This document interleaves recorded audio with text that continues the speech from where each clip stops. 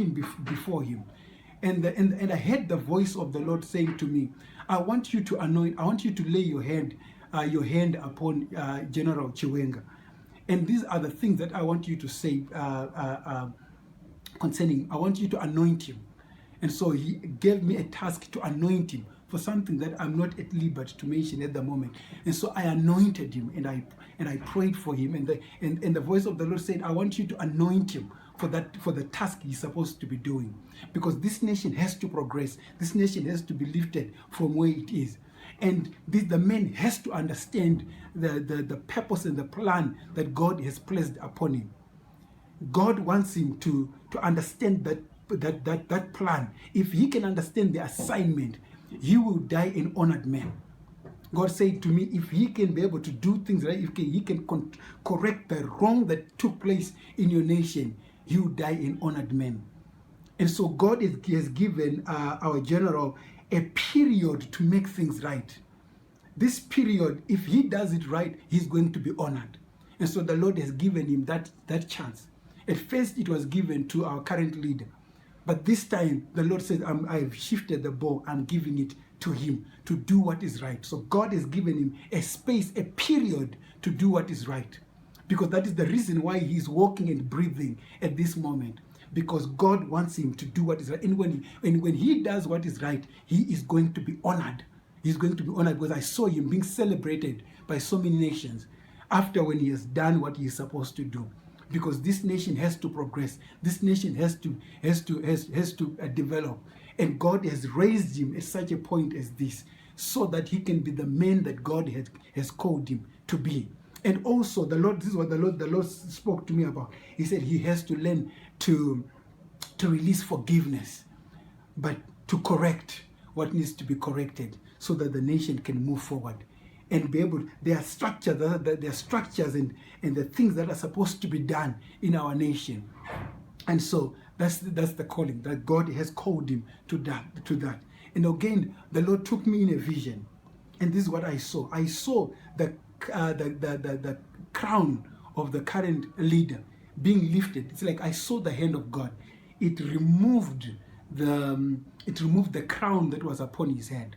And the Lord took it, I saw it. It was suspended in the air, get ready to be put upon the young man.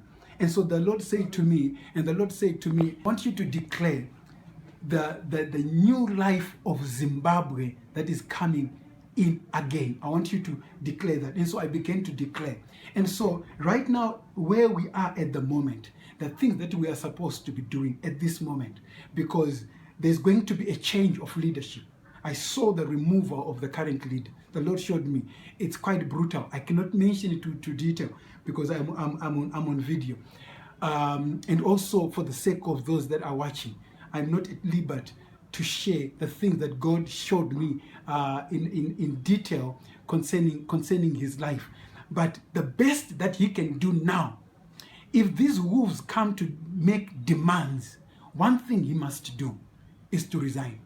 He has to resign, because if he doesn't resign, he is going to put his family at stake. He is going to put his businesses, his wealth at risk. And so, in order to avoid that, he has to make the decision to say, okay, whatever ball that has been demanded, he just lets it go. That's what God wants him to do.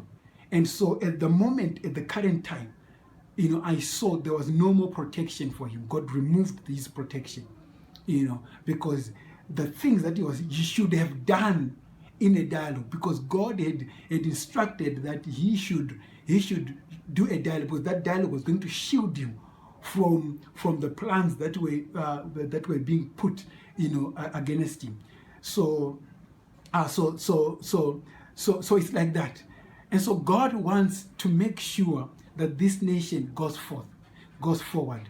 And another thing before I finish, please, if you are hearing me right now, I'm asking you, pray for the safety of your families. Pray for the safety of your families. Pray for your children. pray for your aunties, pray for your mothers, pray for your uncles, pray for your mothers, pray for your dad, pray for anyone, your friends. You need to pray for their safety, because we are now in a third storm of suffering. This is war that I'm seeing, and this is starvation that I'm seeing. The bullets I saw like at this height. I saw them. I saw these things.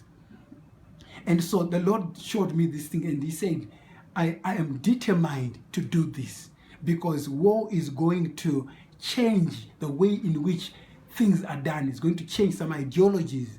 It's going to change some the way people think when it comes to leadership. It's going to change a lot of things. But we have to pray for the safety of people. Thank you.